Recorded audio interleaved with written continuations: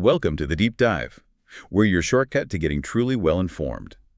Today, we're heading way back, ancient Persia. Now, you might remember we touched on this before, or maybe it's something you've thought about. The philosopher Hegel, he had this idea, didn't he? Yeah, that history, real history, sort of begins with Persia. Exactly. He said it's where spirit first awakens to itself, through universal law, through light, and through freedom. Big claim. Huge. So our deep dive today is asking, okay, what's the spiritual architecture behind that awakening? We're looking at Zoroastrianism. And, it's way more than just some old religion. It's almost like a rational spirituality. That's a great way to put it. Yeah, a whole worldview built on cosmic order, this constant ethical struggle, and crucially, freedom of choice. And I think what will strike you is just how, relevant it still feels. There's a depth there that honestly might surprise you. It's not just ancient history. Okay, so let's start right at the source. Zarathustra's revelation. Because this isn't like, some chaotic myth about gods fighting or random dreams. It's centered on a really profound, almost reasoned vision. Zarathustra, or Zoroaster as some call him, didn't just get vague omens. The tradition says he had this direct insight, like straight into the structure of being itself. Exactly. And what he saw, fundamentally, was that the universe is defined by these two opposing forces, constantly interacting. Okay, what are they? Well, on one side, you've got Asha, that's truth, order, light, basically genuine being, existence as it should be. Right. And then opposing it is Druj, which is the lie, disorder, darkness. You could even say unbeing, non-existence, chaos. And the kicker, right from the start, and this feels pretty unique for that era, is that humans, you have to choose between these two. This is so radical compared to what else is around. I mean, think about it. It's not like some Indian metaphysics where everything's just cycles, sort of deterministic, right? Where your individual choice might not mean much in the grand scheme. Yeah, less agency maybe. And it's definitely not like Mesopotamian myths where, the gods are often capricious and just sort of hand down fate. So what is it then? It's about existential freedom. Pure and simple. You must choose. Your choices aren't trivial. They actually ripple out. They have cosmic significance.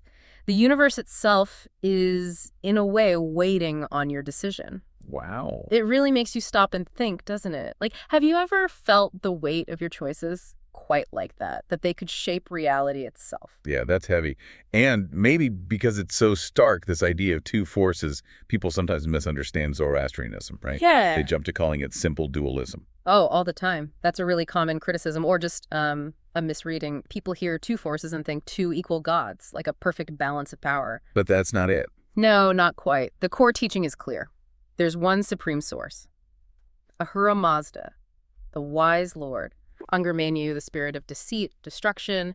The Druj, essentially, he's not an equal. He's often described almost like a shadow, something that arises because freedom exists and freedom can be misused, turned away from the good. Ah, so it's not two equal powers locked in battle forever? Exactly. It's not a metaphysical deadlock. It's more of a moral cosmology. The universe's very structure is tied to ethics, to choice, to right and wrong. Okay, so if it's a moral cosmology, what does that actually mean for evil? What is evil in this view?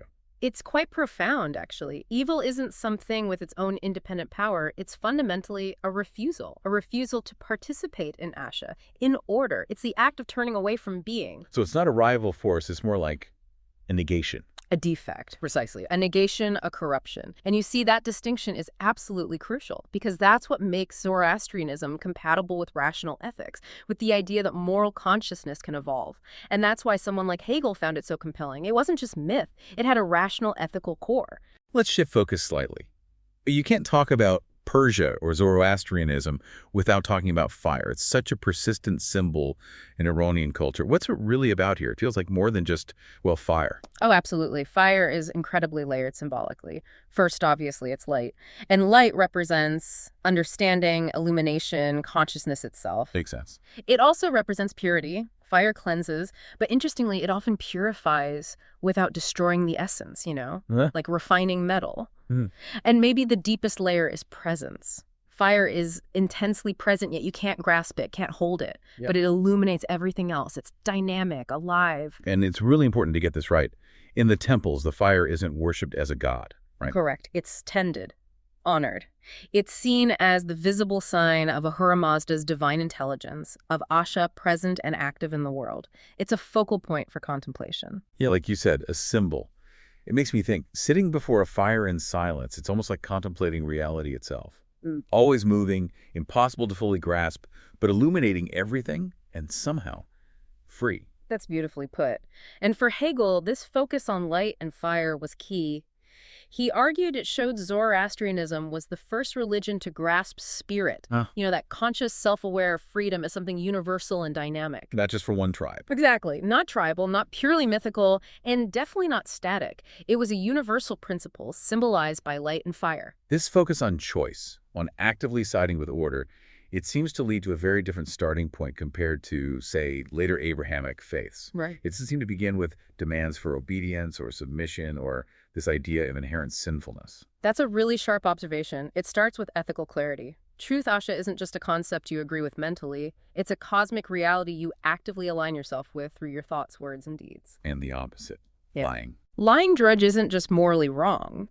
It gets described in almost shocking terms like ontological sabotage. Ontological Yeah. sabotage? Wow. You mean like damaging reality itself? That's the implication. You're actively working against the proper order of being.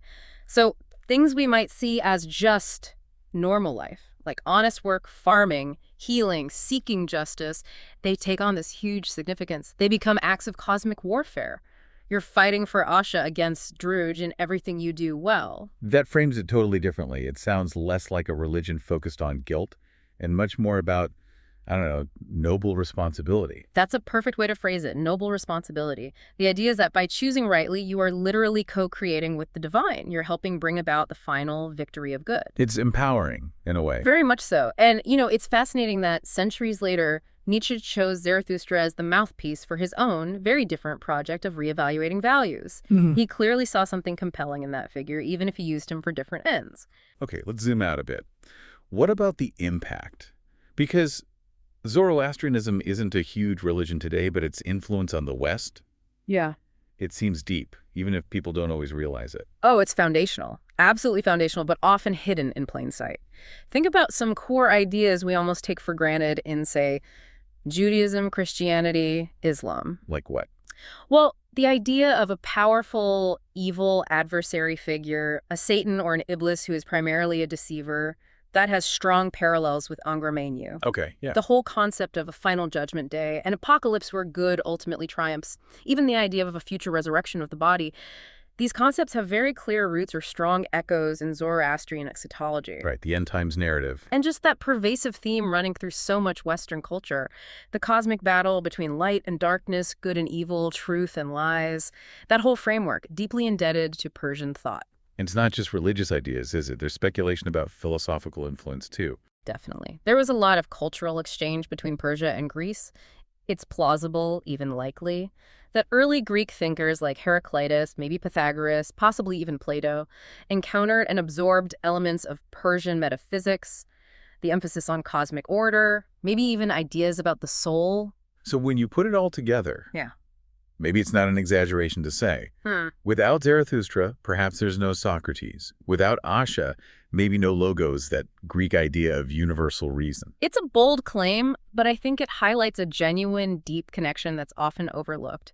The foundations might be more Persian than we typically admit. So, wrapping up, what Zoroastrianism offered, especially back then, was pretty unique. You had a cosmic order, but one that wasn't rigidly deterministic. Right, choice mattered. You had a divine source, Ahura Mazda, but not one that was arbitrary or capricious. The wise lord. And you had this powerful moral law, but it wasn't just imposed from on high. It was something you had to actively choose to align with. Which brings us back to Hegel. For him, this combination was the first glimmer of universal history, the first spiritual form that wasn't just local or mythic. And maybe for us today, looking back, it's not just history. Maybe it's also, I don't know, a vision of something that got lost along the way, something that perhaps could even be recovered. It makes you wonder, what actually happened to this powerful Persian spirit of light, freedom, and this kind of rational order? Why did it fade or get buried or misinterpreted so often? And that leads us to our next deep dive, how someone like Jason Giorgiani, thousands of years later, sees himself as picking up that ancient torch. What does that even mean today? Lots to think about. Thanks for joining us on the deep dive. And always remember that core Zoroastrian message. You are free, but you must choose.